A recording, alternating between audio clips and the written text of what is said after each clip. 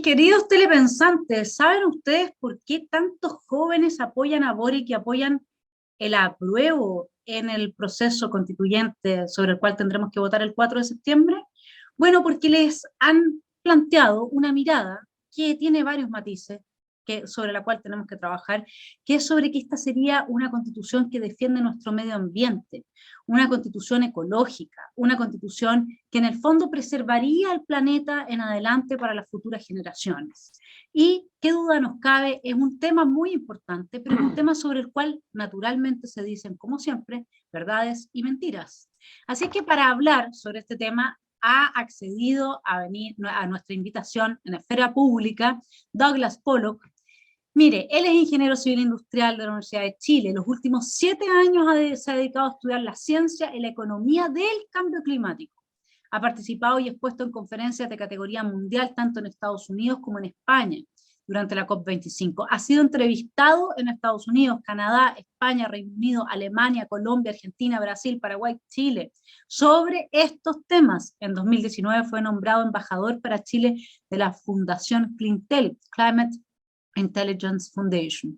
Uno de sus principales aportes ha sido el descubrir y demostrar la irracionalidad de las energías renovables como medio para reducir las emisiones de CO2 en términos del inevitable aumento del costo de la energía eléctrica en cualquier país que las adopte y la ilusión de las emisiones cero neto, estudio a puertas de publicarse mundialmente.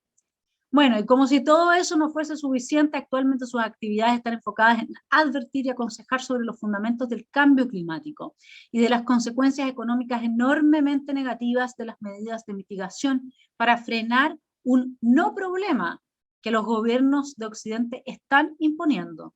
En Chile su foco ha sido dirigido a las empresas que más están siendo afectadas, al gobierno, a personeros de la política, gremios de la industria, comercio, agricultura y a instituciones de educación. Mi estimado telepensante, si al lado suyo está sentado algún joven que quiere votar a prueba por cuidar el medio ambiente y por proteger entonces un planeta en el que todos vivimos y al que todos amamos, que oiga esta entrevista con Douglas Pollock. Douglas, muchas gracias por haber aceptado la invitación de Esfera Pública y muy bienvenido. Gracias, Vanessa. Feliz de estar contigo pues, en tu programa. Douglas, el proyecto de nueva constitución se basa en que el territorio que habitamos conjuntamente y la naturaleza de la que dependemos para subsistir se encuentran en problemas, ¿no?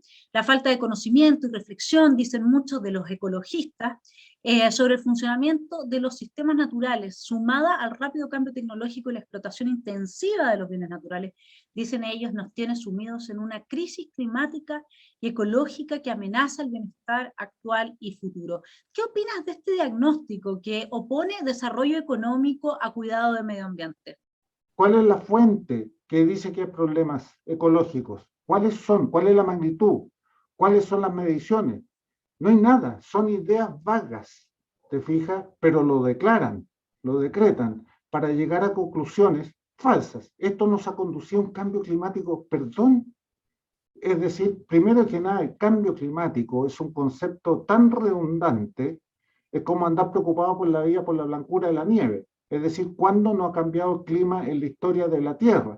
Ahora, si tú te refieres al cambio climático antropogénico o causado por el hombre, bueno, entramos en problemas con esta gente, porque tendría que entrar a demostrarlo, y el ser humano no tiene la capacidad tecnológica ni en energía para cambiar el clima en la Tierra.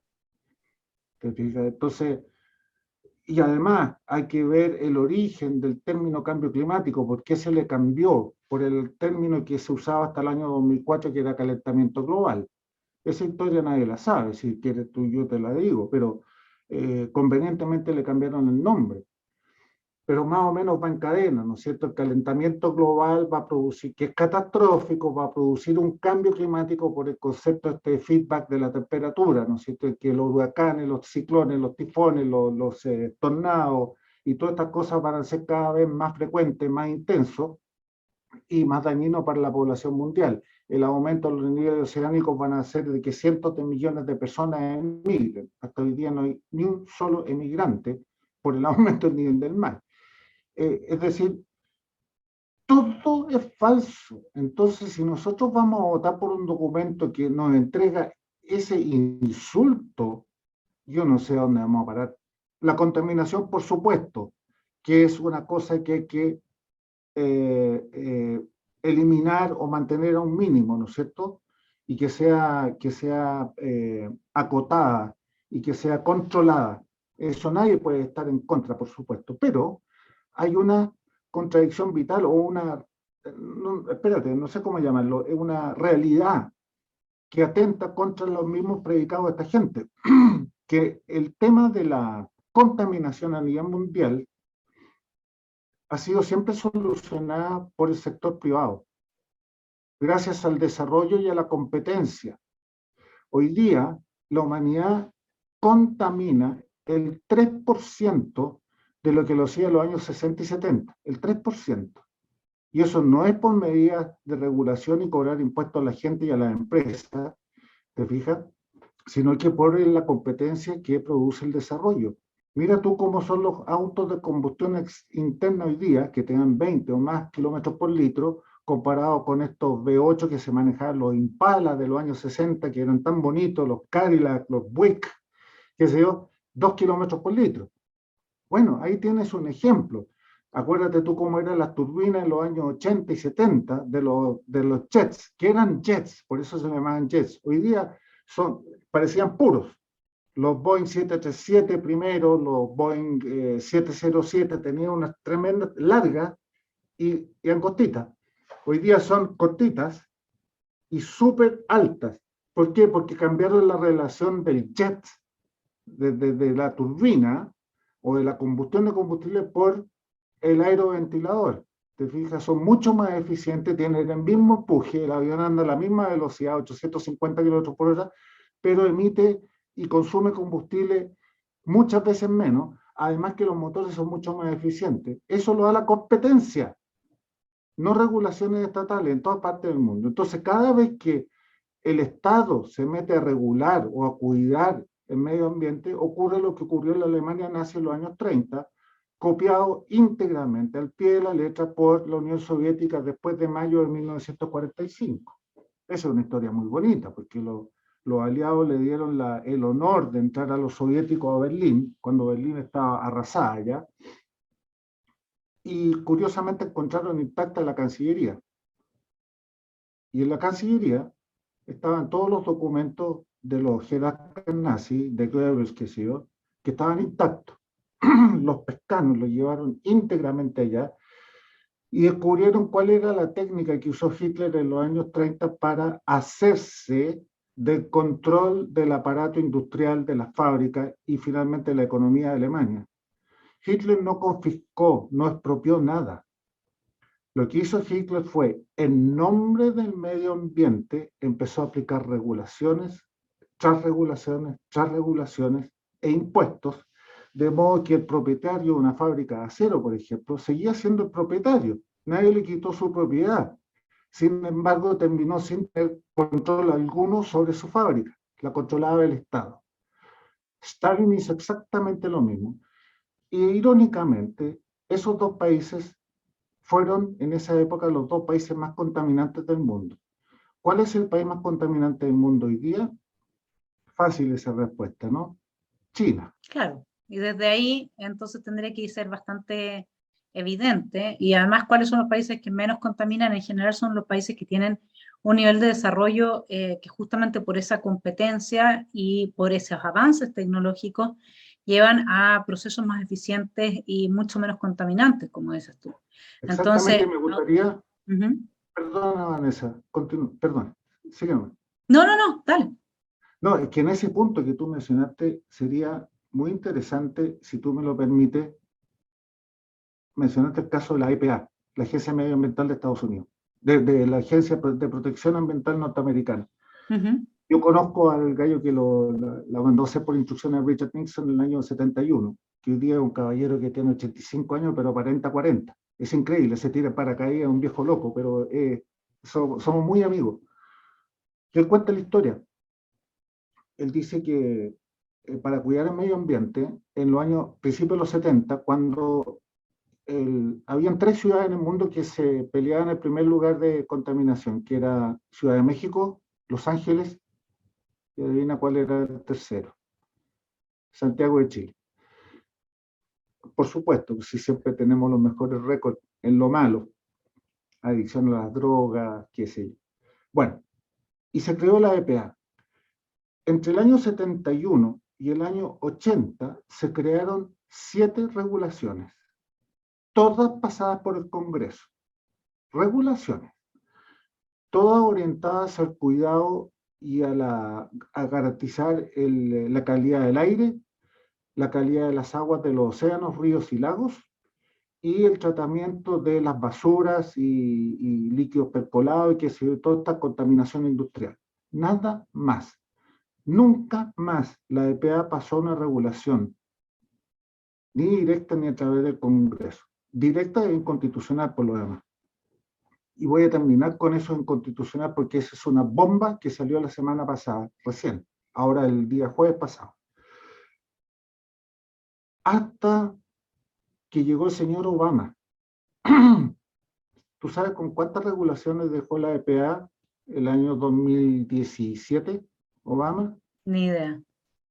10, se veían 7 desde el año 80, 20, 30, 35, bueno, 2.500. ¡Solo Obama! ¿Sí? Solo Obama. De ahí partió, bueno, por supuesto, Trump destruyó lo que más alcanzó a destruir. Lamentablemente puso al director de la EPA muy tarde en su gobierno, duró unos pocos meses, llegó Biden y lo echó inmediatamente y colocó a otro comunista. Pero, claro, y eso destruyó la economía de Estados Unidos durante esos 8 años. Voy a usar nada más que cifras dadas por Trump en su campaña. Entre 21 y 23 millones de cesantes y 60.000 industrias, fábricas, fugadas principalmente a China y a México. Trump llegó a tiempo para rescatar a empresas como Chrysler, Fiat Chrysler y Boeing. Adivina para dónde se estaba yendo la Boeing, ícono, símbolo de la industria norteamericana, a China. Lo mismo que ocurrió, no es que vaya a ocurrir en Alemania. Tú sabes mejor que yo para dónde se fue la Siemens con todas sus nuevas inversiones desde el año 2016. A China. ¿A dónde se fue la BMW, Vanessa? A México. Así que si tú quieres comprarte un BMW nuevo, te vas a tener que comprar ahora un modelo Chapo Guzmán, porque los maravillosos BMW alemanes ya no existen. Entonces, uno podría... Entonces, perdona, y lo único que hicieron con estas medidas no fue reducir las emisiones de CO2, fue hacer un outsourcing de emisiones. En vez de generarlas en Estados Unidos, se generan o se emiten ahora en China, pero multiplicado por 2 veces, por las tecnologías que usan los chinos. Ahí es donde se ve la hipocresía de todo esto, pues. O sea, para que el telepensante lo tenga claro, es muy simple. Hay intereses detrás de todo este discurso y hay gente que se beneficia, y hay países que se benefician específicamente por competencia desleal, en este caso, porque al haber regulaciones en los países desarrollados que no hay, que no existen en otros países, como estaba citando Douglas, que sería México o que sería China, entonces definitivamente los incentivos están para irse a esos países. Y ese es un tema que hay que tener en consideración cuando uno evalúa el discurso ecologista que se ha impuesto de una manera irreflexiva, porque nadie está en contra de que se limiten la contaminación, que no se ensucien los mares, que se protejan los ecosistemas. Nadie podría estar en contra de eso. La pregunta es si el discurso tal cual como se plantea y empapa la nueva constitución es un discurso que a la base tiene intereses políticos y económicos claros, que no están asociados a ningún tipo de verdad tampoco científicamente comprobable, o si efectivamente avanza a Chile en su crecimiento económico, su desarrollo, su competitividad, y por lo tanto en la posibilidad de dar también desde Chile soluciones a ciertos problemas, como un gran problema, Douglas, que quería comentar contigo, que tú comentaras a los telepensantes, de los cuales formo parte, es el tema de la sequía en Chile. porque lo que los jóvenes entendieron y aprendieron desde esta religión, lo sabemos bien, es que como nosotros producimos estos gases de invernadero, se produce este cambio climático que en el caso de Chile lleva a que ya tengamos sequía en partes importantes del país, y entonces la fórmula para resolver estos problemas sería estatizando los derechos de agua. No sé qué te parece a ti todo este proyecto. Bueno, mi respuesta va a ir dirigida a través de tu programa, Vanessa, a estos jóvenes que le lavaron el cerebro. Cualquiera sea de estos jóvenes, porque yo no veo jóvenes, no te podría definir cuáles son esos jóvenes, pero seguramente te refieres a aquellos que están estudiando o estudiaron en el colegio a partir del año 88 en adelante, que empezó esta propaganda, con ¿cómo se llama? El IPCC de Naciones Unidas. De ahí en adelante, una generación completa. Es una mentira absoluta. Para corregir, para solucionar los problemas de sequía en Chile, hay que esperar a que se corra el ITCZ o la zona de convergencia intertropical. Eso es todo. Hoy día está muy corrida hacia el norte por las oscilaciones naturales de ciclos de 70 años en promedio, ¿no es cierto?, que dan cuenta de las oscilaciones decadales del Pacífico y el Atlántico. Esas dan cuenta de la temperatura global, esas dan cuenta de la pluviometría. Y dentro de esos ciclos están los ciclos menores que se llaman el niño y la niña. En ninguno de ellos tiene nada que ver el CO2. Después les voy a decir la historia un poquitito del CO2 para atrás, para que se den cuenta al tiro y se lo saquen de la cabeza, que el ser humano, por culpa de las emisiones de CO2, está cambiando el clima, y dentro de eso está produciéndose aquí en Chile, como tantas veces lo dijo el presidente Piñera, por lo demás. Eso es una mentira derechamente, o bien una incompetencia infinita de aquellos que predican esa falsedad, que no lo justifican. La incompetencia no se justifica tampoco, porque ellos tienen los recursos para asesorarse bien. El ITCZ es un cordón que da vuelta a la Tierra, muy delgadito, de unos pocos kilómetros, que es muy conocida por los marinos, porque cuando entra un velero a esa zona, puede quedar ahí parado, semanas enteras, porque no hay viento. De ahí nacen los vientos hacia el norte y hacia el sur. ¿Okay? Por eso se llama zona de convergencia.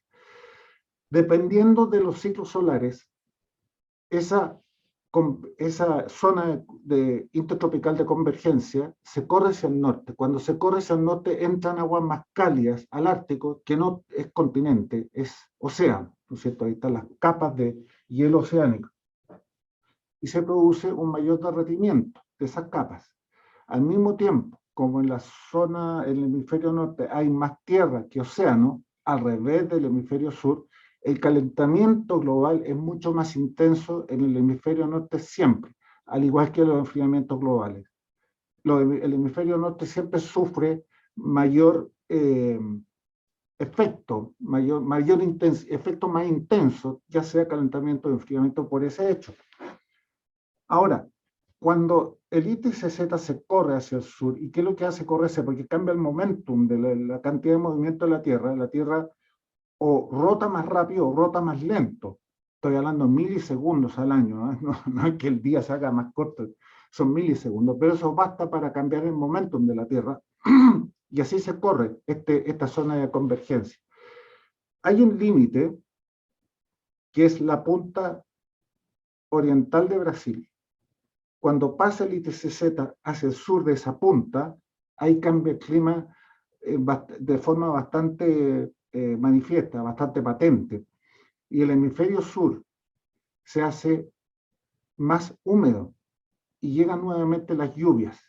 Al mismo tiempo, deja de fluir agua cálida hacia el norte y empiezan a crecer los hielos oceánicos, los glaciares y los continentes. Los glaciares se comportan de una manera totalmente distinta por lo demás, a que los hielos oceánicos. Eso es. ¿A dónde está el CO2 humano en eso? No existe. No existe. Está el sol que da cuenta de estos fenómenos terrestres. Además, están los fenómenos de los volcanes. Por ejemplo, el motor del Niño está en la zona de Indonesia, por allá, que es una zona de convergencia volcánica, y también en las Islas Galápagos, una zona de convergencia volcánica. Bueno, nada, eso te lo informan. Eso no existe para Naciones Unidas. En Naciones Unidas no existe el sol. Para Naciones Unidas existe solamente el CO2, pero solamente el humano. Mira, una forma muy simple de mostrarle a estos niños de cualquier cosa, no solamente esto del cambio climático, cuando les presenten una teoría, cualquiera que sea, pregúntense inmediatamente, ¿ha sucedido esto en el pasado y qué ha pasado? Bueno, les voy a partir diciendo que en los últimos 10.000 años, el CO2 ha ido subiendo y la temperatura ha venido bajando. Destruyes inmediatamente la correlación. En los últimos 70 años ocurrió lo mismo. Ha habido periodos en que coinciden, que sube el CO2 con la temperatura, después de periodos que divergen, entre 1950 y 1975 la temperatura bajó y el CO2 subió, ¿te fijas? Y hay otra en que el CO2 sube y la temperatura se detuvo, como en los últimos 8 años. Nuevamente hace 8 años que la temperatura dejó de subir en la Tierra, desde el último fenómeno del Super El Niño del año 2015. Vamos a cumplir 8 años ya. Entonces, no hay correlación, ni en los últimos 70 años, ni en los últimos 2.000 años, ni en los últimos 10.000 años, y tampoco en los últimos 600 millones de años. Jamás, nunca había una correlación entre el CO2 y la temperatura terrestre. Es más, en el pasado, geológico me refiero, concentraciones 10 veces mayor que las de ahora. 10 veces. No impidió que la Tierra entrara en un periodo glacial que duró 50 millones de años. ¿Ok? Entonces, hoy día, en los últimos 10.000 años, podemos decir que solamente el 5% del tiempo la Tierra ha estado más fría que ahora, que es el periodo que se le llamó la mini era de hielo, que duró más o menos 500 años y terminó recién en 1850. Todo el resto del tiempo, en estos 10.000 años, la Tierra ha estado mucho más calurosa que hoy día, sin la acción humana. Y finalmente, para terminar con este cuento del tío del CO2, a estos niñitos, yo les diría que en la historia de la Tierra, hoy día, estamos en los niveles más bajos de CO2 en toda su historia. Nunca la Tierra había tenido un nivel de CO2 tan bajo como hoy día, al borde de la exterminación del reino vegetal. Esto lo sabe cualquier campesino. No voy a decir nada nuevo aquí. Un agricultor, un ingeniero forestal lo sabe. Tú bajas el CO2 a los niveles preindustriales, tendrías que inventar un continente del tamaño de Sudamérica para alimentar a la población actual. ¿Qué es lo que pretende Naciones Unidas? Bajar los niveles de CO2 con el secuestro de carbono, qué sé yo, y un montón de otras disparates por el estilo. Y por supuesto, dejar de consumir combustibles fósiles, es decir, la exterminación masiva de la humanidad. Lo bajas un poco más. Estos son 280 partes por millón, hoy día estamos en 400. Lo bajas un poquitito más a 180, la planta entra en anorexia, a punto de morirse. Y un poquitito más a 150 y se acaba la vida vegetal en la Tierra, como lo estuvo durante cientos de millones de años al borde de la extinción de la especie vegetal. Perdón, cientos de millones, decenas de millones de años en este periodo que te dije, equivalente a los niveles que tenemos hoy día, que fue hace unos 300 millones de años atrás. Eso es. Entonces, la pregunta es, ¿en qué está la ciencia que nos inventa nuevas formas para emitir más CO2 a la atmósfera, desde donde nunca debiera haber salido? Que por culpa de esa atmósfera que secuestró, que dejó de emitirse al aire, fue que se crearon los fósiles durante 100 millones de años, y hoy día hemos sacado apenas 70 años de esos 100 millones de años de combustibles fósiles que tenemos enterrados en la Tierra. Hasta que llegó un fungus, un hongo, que hizo que los árboles, cuando se murieran, finalmente pudieran descomponer ese árbol y devolverle a la atmósfera todo ese CO2 que había atrapado en su vida. que es el famoso lignus. ¿Te fijas? Eso pasó hace muchos cientos de millones de años atrás, que fue la época en que terminó de acumularse los fósiles y el CO2 volvió a la atmósfera. Entonces, eso es lo que tienen que tener en cuenta. Eso se llama contexto, historia. ¿Qué es lo que ha pasado antes? ¿Hay una correlación sin la actividad humana entre CO2? No. Y finalmente, para terminar con esto, un poquitito de un brochazo nomás de historia del comportamiento de la temperatura global, el CO2 siempre sucede al aumento de temperatura. Y así se ha verificado en las últimas 8 glaciaciones y deglaciaciones. Primero sube la temperatura y con un desfase en promedio de 800 años empieza a subir el CO2. Se desgasifica los océanos. La solubilidad, y esto lo estudian los niños en octavo básico, la solubilidad de un gas en un líquido aumenta a medida que ese líquido se enfría. Es al revés de las sales. ¿Ok? Lo mismo pasa con el CO2 y los océanos. Al subir la temperatura, sube el nivel de CO2, porque los océanos que tienen 50 veces más CO2 que la atmósfera, tú le subes un poquitito la temperatura y devuelve el CO2 a la atmósfera. Viceversa, lo mismo cuando baja la temperatura, pero lo más bonito de todo es que cuando el CO2 está en su máximo nivel, empiezan los enfriamientos globales y los periodos glaciales, que duran 100.000 años, con unos sobresaltos de 10.000 años que estamos terminando hace rato ya, de los periodos interglaciales, que en el caso nuestro, en la actualidad le llamamos el Holoceno. Nada de eso, claro, tiene Entonces piensan en eso esa nomás, narrativa. la magnitud del engaño.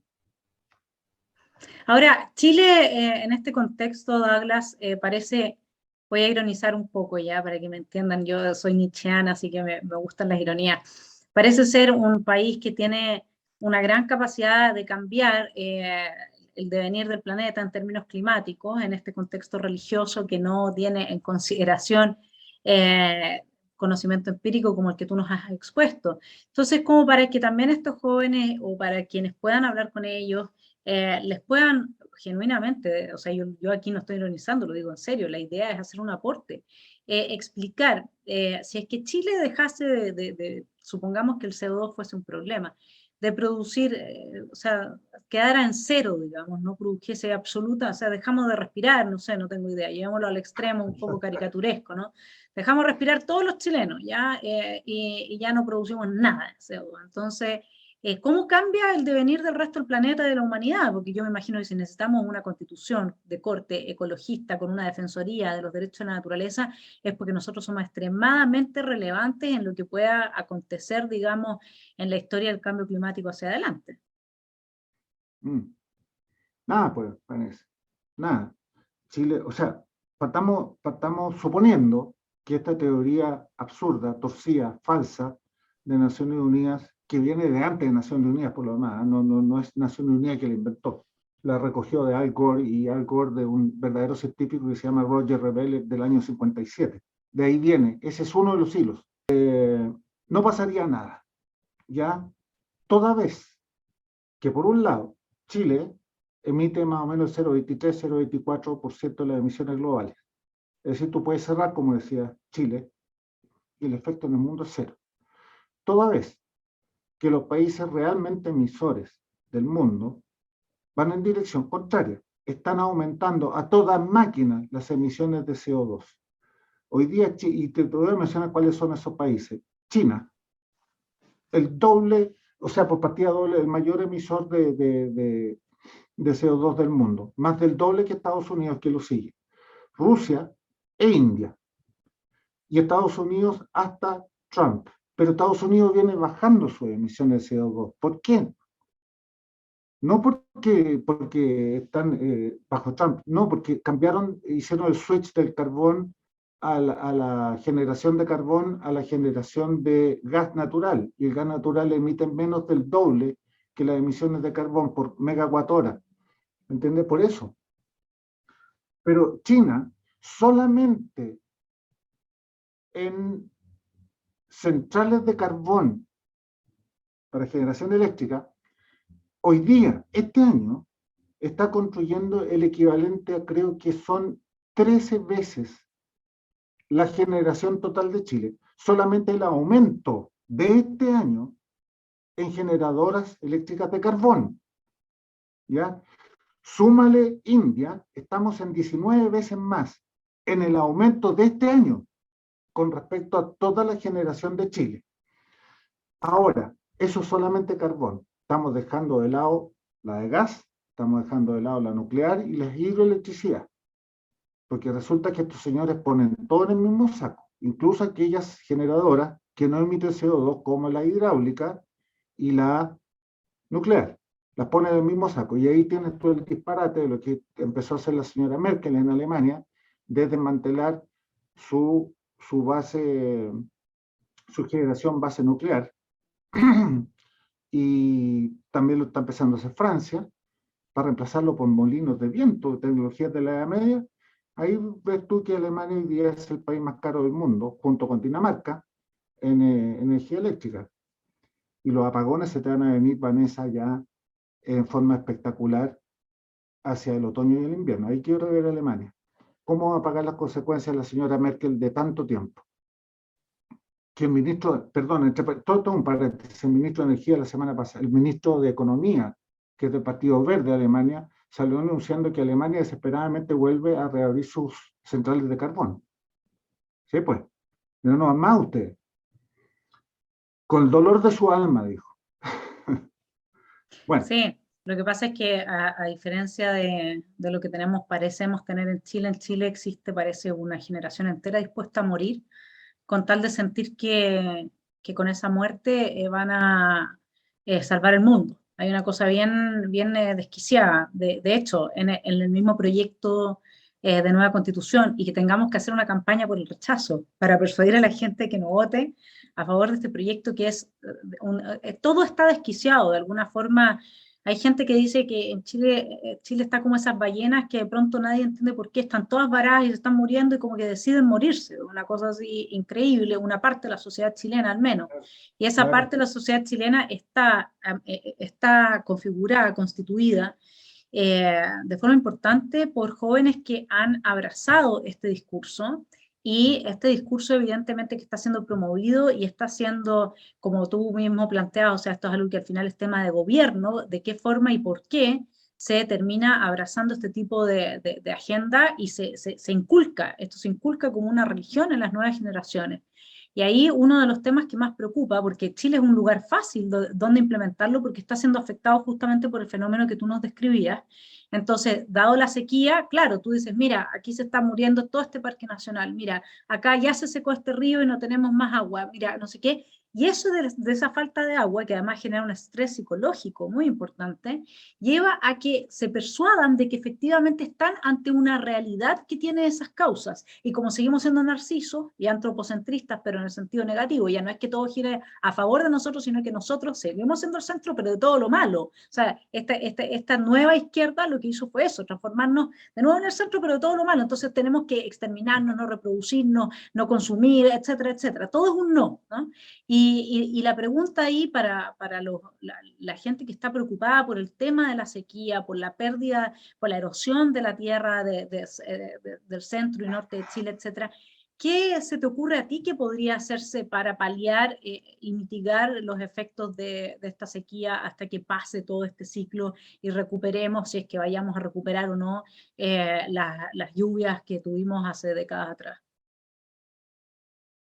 ¿Qué podemos hacer nosotros como entes individuales, como Estado, Como Chile, o sea, carreteras hídricas, dice alguna gente. ¿Te parece una buena idea? Bueno, esa es una muy buena idea y el presidente de la CPC en una entrevista que tuvimos en la Radio Agricultura hace un par de años atrás, él le puso esto muy interesante. Es una cosa que el gobierno jamás ha hecho, de preocuparnos de tener reservas de agua y hacer un uso más eficiente del agua. Hoy día el 80% del agua que llega a nuestro territorio se pierde, entonces se aprovecha el 20%. ¿Cómo se reeditan los israelitas, digo yo, de nosotros?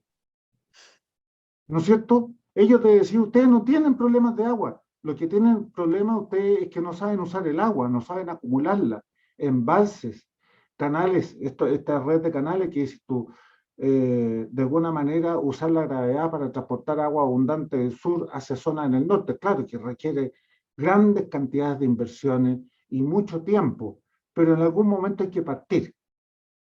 Y nadie ha dado el puntapié inicial en eso. Simplemente nos quejamos cuando hay sequía y también nos quejamos cuando hay inundaciones, porque aquí en Santiago llueve un día y ya estamos todos en pánico, ¿no es cierto? Y la ONEMI 2 días antes ya está declarando alarma en todos lados por una lluviecita. Entonces, en ambos extremos nos quejamos. Pero en cuanto a qué vamos a hacer para que las sequías se vayan, eso no está en manos del hombre. Lo único que podemos hacer nosotros es cómo aprovechamos el agua que cae y acumularla en épocas de abundancia para usarla en épocas de déficit. Y eso es lo que no hemos hecho. Los gobiernos están centrados en cobrarnos impuestos y regulaciones para evitar el cambio climático y que entonces al eliminar las emisiones de CO2 va a empezar a llover milagrosamente. Yo creo que los niños tienen algo todavía, porque ya dejaron de creer en el viejo pascuero. Bueno, este otro viejo pascuero, pero maligno. Dejen de creer en este también. Porque piensen un poquitito y van a ver inmediatamente el absurdo de las afirmaciones sobre las cuales llegan a conclusiones que son más falsas todavía. Ahora, tú estás consciente que una parte importante del mundo científico de alguna forma ha adherido a esta teoría mainstream sobre la relación, la correlación entre CO2 y cambio climático, entendido este cambio climático como un cambio que necesariamente, porque este es otro punto que no se dice, pero este cambio climático, Douglas, necesariamente iría hacia la destrucción del planeta. No es un cambio climático que, por ejemplo, podría hacernos bien. No, no, no, eso está claro que esto es la hecatombe, o sea, y gran parte, o sea, tú eres excepcional, o sea, lo que tu voz es una excepción dentro de el mundo de la ciencia, qué es lo que ha pasado ahí y cómo se ha instalado. Algo vimos con el resultado de la sopa de los murciélagos, que yo no puedo mencionarlo en el canal, no podemos hablar de eso porque me censuran, pero fue lo mismo, o sea, se hizo un silenciamiento absoluto de quienes no están dispuestos a adherir en un 100% al discurso oficial. Y cuando la ciencia deviene en un discurso oficial y político, los liberales al menos sabemos muy bien que tenemos que desconfiar, ¿no es cierto?, de ese tipo de discurso. Ahora, ¿cómo ves tú? Porque acá claramente ya vimos que hay intereses asociados muy fuertes. Esto se promueve desde un organismo internacional que está capturado por China y beneficia a China claramente. Trump lo hizo saber, lo planteó. Trump también le dio espacio a personas disidentes del mainstream como tú, otros colegas, digamos, tuyos, que sí, yo los oí en YouTube, los oí hablar e ir con las tesis que tú planteas. En Chile tú tienes claro que eres una excepcionalísima y que todo el mundo se te tiene que haber ido encima muchas veces diciéndote que tú estás fuera de, que no estás aceptando el conocimiento científico, etcétera. Bueno, ¿cómo responder a esto? Hoy día esto se ha llevado al extremo que incluso, digamos, el propio cuerpo y su realidad biológica están en tela de juicio, o sea, la ciencia como la entendíamos prácticamente no tiene mucha relevancia como discurso científico y eso es un buen trabajo que hizo la izquierda de construccionista en las nuevas generaciones. Entonces, ante toda esta verborrea que te acabo de lanzar de ideas, de posibilidades y todo, ¿cuáles serían las ideas que te surgen a ti para hacerme un feedback a mí que estoy tan enredada con todo esto? No, no, no. Si tú estás enredada porque yo expliqué mal, pues Vanessa. No, me No, al refiero a lo que contrario. pasa en el mundo. ¿Cómo explicar todo esto? ¿Cómo entender, Douglas, que gente que está formada científicamente, igual que tú, cómo entender que adhieran a un discurso que es absolutamente falso? Mira, es muy fácil, porque esta teoría la han elaborado de una forma muy inteligente. ¿Ya? Es muy fácil caer, que es la misma técnica que usan para engañarnos con la energía renovable. Es un juego de la lógica. Tú sabes lo que es un argumento. Convengamos que un argumento es un conjunto de premisas que conducen a conclusiones. Las premisas pueden ser falsas o verdaderas y las que derivan a conclusiones falsas o verdaderas, haciendo que los argumentos sean válidos, inválidos, válidos, inválidos y o no válidos. Tiene esas tres categorías, ¿no es cierto? Ese truco lo usan muy bien y es muy fácil caer en la trampa. Y te voy a decir cuál es el circuito. Miren dónde está la trampa, se la voy a explicar, porque este es un juego de la lógica. Tiene tres categorías. Primero dice, señores, te pregunta Naciones Unidas a ti, muchacho de cuarto medio. Usted ya ha estudiado que el CO2 es un gas de efecto invernadero, ¿no es cierto? Porque atrapa el calor y lo reemite. Sí, sí, claro. Nadie te discute eso. Premisa verdadera. Segundo, ¿se ha calentado el planeta y la era industrial? Sí, claro, no cabe duda. Incluso sabemos cuánto, más o menos, 1 grado. Ya. La era preindustrial, digamos, desde 1850 en adelante. Perfecto. ¿El hombre ha emitido CO2 en la era industrial? Por supuesto que sí.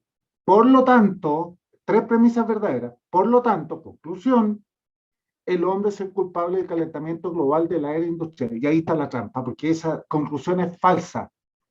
Están relacionando un conjunto de declaraciones con una conclusión que es falsa. No existe este ligamento, esta relación entre causa y efecto. No existe, por lo tanto hace que el documento sea inválido. ¿Entiendes? Ahí está la trampa, que es la misma que usa para la energía renovable. Exactamente igual, en cuanto a las emisiones de CO2 y los costos. Ahí está la trampa, es muy fácil caer. O sea que las energías renovables también tendríamos ante ese discurso que tener algún tipo de filtro y Mira, no... te voy a mostrar el paralelismo perfecto, la analogía perfecta entre la teoría del calentamiento global y la energía renovable. El mismo ejercicio, combustibles fósiles no queman combustibles fósiles, por lo tanto las emisiones de CO2 tienen que bajar. Premisas verdaderas, tres conclusiones falsas, porque ocurre todo lo contrario. El costo de la energía eléctrica inevitablemente sube. Las emisiones de CO2, a no ser de que sea una red eléctrica óptima, que no existen en el mundo, ni siquiera la norteamericana, pueden exhibir, si es que, una cantidad de reducción insignificante, tan insignificante que no justifica los trillones y trillones de dólares que se han invertido para reducir las emisiones de CO2. En una red normal, es decir, en cualquier red del mundo, las emisiones de CO2 suben a medida que tú aumentas la participación de generación de renovables en esa red. Y la tercera, es que finalmente, que es parte de nuestro trabajo, es que hay un límite. Hay un límite máximo de energía renovable que soporta una red sobre la cual toda la energía en exceso o toda la electricidad en exceso producida por esa capacidad instalada renovable se pierde, inevitablemente se pierde. Y ese es el máximo. Y sobre ese máximo tú no puedes seguir reduciendo la generación eléctrica de fuentes térmicas, como las de carbón, el petróleo o gas. ¿Te fijas? Entonces ahí inmediatamente queda descartado esta utopía de las emisiones cero neto, por lo menos en el sector de la industria eléctrica, si es que la humanidad quiere seguir teniendo electricidad. Es el mismo juego, exactamente el mismo. Ahora, como para ir cerrando, pero estas son entrevistas que uno le gustaría que duraran, son como cátedras magistrales, semestres completos, pero tenemos el espacio acotado y me gustaría solamente, yo sé que esta es una pregunta casi sofística después de todo lo que hemos hablado, pero no puedo dejar de hacerla porque también tenemos que derribar mitos como el que se ha instalado respecto de que la naturaleza tendría derechos y que nosotros entonces vamos a tener una defensoría de los derechos de la naturaleza. Claro, yo como teórica política, como filósofa, incluso como periodista, tengo una visión determinada respecto de esto como una manipulación, claro, porque la naturaleza no habla, entonces, ¿quién va a hablar en nombre de la naturaleza? Y siempre hay quienes se benefician y quienes se perjudican de todo esto. Pero tú como científico y que se ha dedicado, digamos, la vida a todo esto, cómo te resuena? No, no me puedo imaginar qué te pasa a ti cuando tú oyes esto. Pena, rabia, frustración, enojo, todas las sensaciones que se puede imaginar por lo absurdo. Mira, es tan disparatado esto, Vanessa, tan sin pie ni cabeza, tan insustancial, tan no sé qué otro objetivo ponerle. Primero que nada es contradictorio, porque el que tendría que tener una defensoría no es la naturaleza, somos nosotros, los seres humanos, porque vamos a ser castigados por la naturaleza por el cambio climático. Primera contradicción. Segundo, la naturaleza no necesita defensoría para defenderse el ser humano. Esto lo puso en el tapete los comunistas cuando capturaron Greenpeace. Esto lo sé de su fundador, que es el gran doctor Patrick Moore, que estuve con él recién en Estados Unidos hace unos meses atrás en Las Vegas en una conferencia. Comimos juntos, fuimos al restaurante juntos y entre ellos le pedí que por favor me enseñara profundamente esto del hongo, que finalmente se aprendió a comer el lingus de los árboles y volvió el CO2 al planeta. Y me lo volvió a explicar entero. Por eso lo repetí en tu programa ahora. Bueno, ahí nació esto de que el hombre es enemigo de la naturaleza y no parte de la naturaleza. No tengo otro comentario que hacer. Esto hay que descartarlo, desecharlo. Decirle a la gente, mire señor, si ustedes van a votar por una constitución que trae este tipo de cosas, usted está atentando contra su propia vida. En el fondo, al final, ¿te fijas? Sí, yo creo que ahí tienes un punto que es muy importante y que vamos a ir destacando, porque Ahora, lo otro, Ujú. sí, perdona No, este nomás. es un aspecto, pero eso que tú dices, esta es una constitución que termina atentando en contra de quien vota a favor de ella, si se implementa, y de todos los que votemos en contra, es tal cual, no solo en este punto, sino que en muchos otros también, ¿no? Pero Claro. eso, por lo tanto, es una constitución que, si la queremos resumir, tú la has resumido magistralmente con esa frase, quien vote apruebo está votando en pos de su propia aniquilación, hasta un cierto punto, ¿no? Por el narcoterrorismo, cómo lo fomenta, porque va a ser un ciudadano de segunda clase, porque los derechos de la naturaleza van a estar antes que su derecho a la vida, etcétera. O sea, hay una serie de temas ahí que se resumen bien bajo el paraguas que acabas de aportar en esa frase. Ahora, si tú me permites, dentro de todo, porque todo al final se basa en el cambio climático y las emisiones de gases de efecto invernadero, en particular el CO2. No vamos a tener tiempo para hablar del otro disparate que es las emisiones de metano y las vacas y qué sé yo. Y por lo tanto, la lucha contra los combustibles fósiles y la eliminación de los combustibles fósiles y por lo tanto la aniquilación de Occidente, porque la humanidad, nuestra civilización, depende de los combustibles fósiles. ¿Ya? Este es un ejercicio que me encanta hacer. Yo te puedo decir, Vanessa, y a tus telespectadores, ¿cómo es que le llamas tú la forma? Telepensantes. Telepensante, eso es muy simpático. Ese invento tuyo, Sí, claro. telepensante. Bueno, a tus telepensantes, que durante 10 segundos miren a su alrededor y encuentren una cosa, por pequeña que no sea un árbol, por supuesto, un perro, un gato, no, algo hecho por el hombre, y me digan, señores, esto no está basado en combustibles fósiles. Una, solo una. Mira tú en tu entorno, dime una sola, Vanessa. ¿Encuentras uno? No. Yo te voy a ayudar. Tú puedes decir, porque si quieres ser rebuscada, puedes decirme, Douglas, yo estoy usando una camisa de seda que además está hecha a mano. 100% natural. Aquí no hay petróleo, no hay nada. La hicieron los gusanos, sí, pero para que llegue a mi casa tiene que haber pasado por un buque que me lo trajo, por lo menos, ¿no? Claro. Ah, Tú puedes decir, no, se vino en el bote de la Greta Thunberg cuando vino a la COP25 en Chile. Bueno, pero ese también está hecho de fibra de vidrio. Horror, sí. fibra de vidrio, petróleo. No, no hay nada. Nada. Esa camisa de seda tiene un alto componente de petróleo, porque vino en un container de acero y ese container dentro de un buque de acero. ¿Te fijas? Y ese buque se movía con petróleo. Entonces estamos sonados con tu camisa de seda hecha a mano en India. Bueno, Claro. entonces, lamentablemente, o sea, en buena hora, esta civilización está basada en los combustibles fósiles y tratar de reducir las emisiones de CO2 vía reducir la quema de combustibles fósiles necesariamente pasa por un genocidio a gran escala. Es decir, donde Hitler y Stalin juntos serían unos niñitos de pre-kinder, al lado de lo que esta gente que ya ha salido a la luz pública a través del Climate Gate del año 2009, cifras que manejan, es decir, dejar solamente vivo entre 1.500.000.000 de habitantes y el resto que muera. Gran parte de la humanidad, lo dicen ellos mismos. El papá de Bill Gates hablaba de la maleza humana. El príncipe, el duque de Edimburgo, que acaba de morir, el marido de la reina Isabel, decía: me gustaría nacer microbio o virus para exterminar a gran parte de la humanidad. Y así salió su hijo rayado, el príncipe Carlos. ¿Te fijas? Promoviendo esta misma idea torcida del cambio climático. Entonces, y para terminar mi larga lata, me gustaría sí que estos muchachos, que parece que está orientado un poquito para allá tu programa hoy día, que es lo fundamental, ¿no es cierto? Han sido las víctimas de este lavado cerebral, que piensen en una cosa muy simple. Naciones Unidas solamente le ha mostrado el perjuicio del CO2 como un gas de efecto invernadero que está calentando el planeta de manera catastrófica. El concepto catastrófico o emergencia climática o catástrofe climática lo vienen usando, catastrófico desde la era de Al Gore, los años 90 en adelante.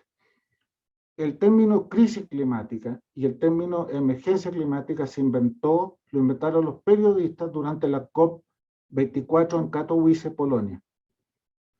Naciones Unidas lo recogió rápidamente y lo hizo urbi et orbi, como todas las cosas que les conviene, como los 2 grados Celsius, temperatura máxima del Cancún 2010, etcétera, etcétera. Sacan cositas, números, y lo hacen mundialmente famoso, y te empiezan a bombardear con esa publicidad. Finalmente, este año, el Partido Comunista, perdón, Naciones Unidas, a través de Guterres, sacó 2 conceptos nuevos: el clima en código rojo y el caos climático. Y el caos climático recién hace 2 semanas atrás, en la cumbre recién hecha en Austria, organizada por Arnold Schwarzenegger. Ahí invitaron y este hombre fue para allá y dijo: estamos bajo un caos climático. Esos son los términos que van cambiando frecuentemente para mantener el terror, para que tú en estado de pánico estés dispuesto a perder tu libertad, tu vida, y partiendo por abrir fácilmente tu billetera, ¿no es cierto? Ahora, lo que no te cuentan, suponiendo cierta esta teoría catastrófica del gas de efecto invernadero del CO2, que no lo es, como ya lo expliqué ampliamente, es contarte los beneficios, o la otra cara de la medalla. Y te voy a dar algunas citas muy rápidas nomás. La Tierra, gracias a este pequeño aumento de CO2 en la era industrial de 0,01%, ha permitido que la Tierra se reverdezca en un 15% entre los años 82 y el año 2014. Solamente este siglo, a partir del año 2000, se ha reverdecido en un 10%. Áreas como la del desierto Sahara han retrocedido y se ha reverdecido en un 5%, equivalente a 300.000 kilómetros cuadrados, 3 veces el tamaño del desierto de Atacama. Pero eso para Naciones Unidas es un pecado y tenemos que pagar impuestos para que no ocurra esa maravilla. Hoy día la humanidad está usando un 68% menos de tierras cultivables para producir la misma cantidad de alimentos que hace 60 años atrás. Pero eso es malo para Naciones Unidas. Y por lo tanto, para todos estos niñitos de cerebro lavado, tenemos que hacer que la población se muera de hambre, ¿no es cierto? Tenemos que reducir el CO2. Tengo una cifra aquí que me encantaría leértela, pero hacia el año 2000, si tú tienes un poquitito de paciencia, hacia el año 2080 la productividad del agua para cultivos crecerá entre 10 y 27% en áreas verdes actuales y entre 25 y 56% en zonas áridas. Eso gracias al aumento de CO2. ¿Ya? La superficie del reverdecimiento de la Tierra en estos años que te mencioné, entre el 82 y el 2014, equivale a 2 veces el tamaño de la superficie de Estados Unidos. El 70% de ese reverdecimiento es debido al aumento de CO2 y de su efecto de fertilización en las plantas. Y ¿qué más te puedo decir del CO2? entre el 61 y el 2012, la productividad mundial de granos ha aumentado más de 350%, según datos de la FAO. Y como ya lo expliqué antes, reducir el CO2 a niveles preindustriales significaría inventar un continente del tamaño de Sudamérica para alimentar a la población actual. Pero esa es una patita, porque la otra patita es el efecto que tiene el CO2 en la salud humana, y esto se sabe desde el año 1904. Y aquí te voy a dar una premisa en tu programa, Vanessa. El hijo de Niels Bohr, premio Nobel de Física, Christian Bohr, descubrió de que el CO2 es un catalizador para que la hemoglobina libere el oxígeno en la sangre. Es el CO2 el que hace que la hemoglobina libere el oxígeno, facilite la liberación del oxígeno en la sangre. No es el oxígeno que respiramos directamente, es el CO2. En el 2017, un médico indio escribió que el CO2 es un sedante natural que calma la irritabilidad de los centros conscientes del cerebro, promoviendo nuestra habilidad para usar el razonamiento lógico y el sentido común. Sin CO2 caemos en la ansiedad, la depresión y el enojo. El CO2 ayuda a dilatar los tejidos del músculo liso y ayuda a regular el sistema cardiovascular. Sin CO2 caemos con mayor facilidad en enfermedades cardíacas, diabetes, asmas, enfermedades pulmonares, obstructivas crónicas, cáncer, apnea en recién nacidos, cirrosis hepática, hipertiroidismo, epilepsia y trastornos de pánico. Tratamiento de los años 30 y 40, Vanessa, con CO2 inyectado directamente en los pulmones al 5% de concentración, hacían que al segunda o tercera sesión con CO2, un enfermo de epilepsia retrasara el inicio de los espasmos, de estos ataques epilépticos que vienen, eliminándolos por completo después de pocas sesiones. Ese es el nivel de beneficio del CO2.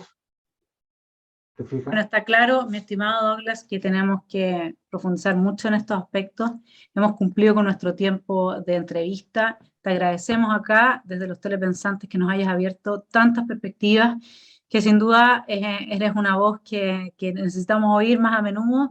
Así es que espero que en una próxima invitación también te des el espacio y tengamos el tiempo para seguir profundizando en cada uno de estos temas.